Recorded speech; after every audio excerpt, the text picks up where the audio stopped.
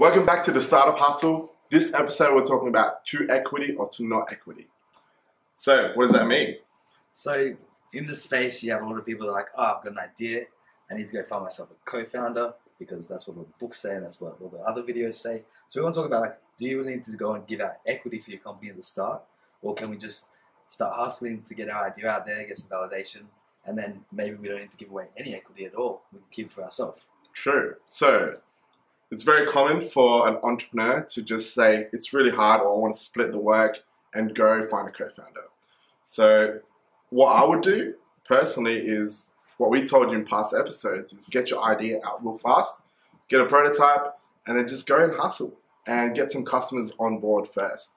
Validate your business idea with the least amount of resources. And when you get to the point where, wow, I've got so much more work now, my customers want to buy my product or service, then you go find a co-founder, right? Well, still, like, do you need the co-founder, I guess? Like, if I'm a technical guy, do I need a co-founder? Like, I can do the development stuff, I can hustle. So do I need to go and get a hustler on board? I think that comes later down the road. Yeah. Let's look at your experience of your last couple of startups where you've had co-founders. Yeah. Would you do that again? No, actually I wouldn't. So why wouldn't you do that, and why did you in the first place? Yeah, so the first two startups that I did, I basically, it's really stupid, but I got asked to join the first one and I was like, hey, this is a new project, why not? And the second one was I was looking for something to do and I found an interesting project and I was like, hey, I'll partner up with you without really thinking, you know, the consequences of doing such things. So I wouldn't do, right now with my startup, I'm going to do things myself because I know the steps that I need to take to get to a certain stage. And if I need to get a co-founder in the tech side, because I'm a biz dev kind of, you know, guy, entrepreneur or guy. So yeah, like the question was, why should I not do it again? Yeah, so what, like this time you've chosen not to do a co-founder or give out equity at the start for your new startup. You're just going all in alone. Yeah, so I'm doing it all alone. Yeah, so I'm doing the lone wolf thing because first things first, I want to be accountable for everything.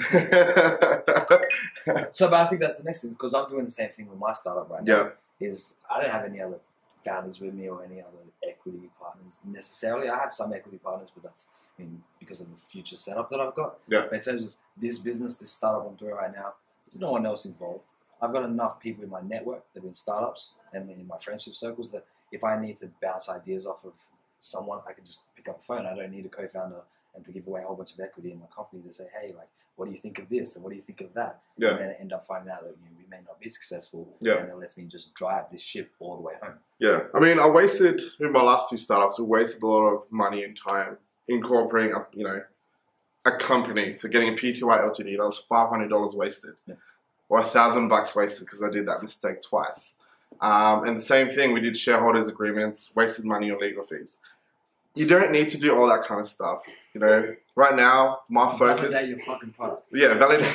Right now, my focus is to validate, you know, my product, go out and speak to customers, you know, get their feedback before I start developing anything. And when you develop anything, it's, yeah, that's the next stage where do you go find money and raise some, like, money from friends, family, and what do you call it? So I think it comes down to, like, let's wrap this up to equity or not to equity. Really depends, but fundamentally, I think at the start, when you're about to start hustling, don't equity unless you really, really need to, because you're not the one that's going to get out there. But these videos are meant to make you get out there. Yeah. So keep the equity to yourself, be greedy, get out there, validate your idea, and as you go along, you create the leverage for when it comes time for you to bring on a partner. Yeah. You can go, hey, well, actually, I've brought more to the table, so that's why I'm not going to give you as much equity. I think that's the next thing we'll talk about in another episode. How much equity should I give away? Exactly. On the first date or the second date? Second date. Maybe Right. third.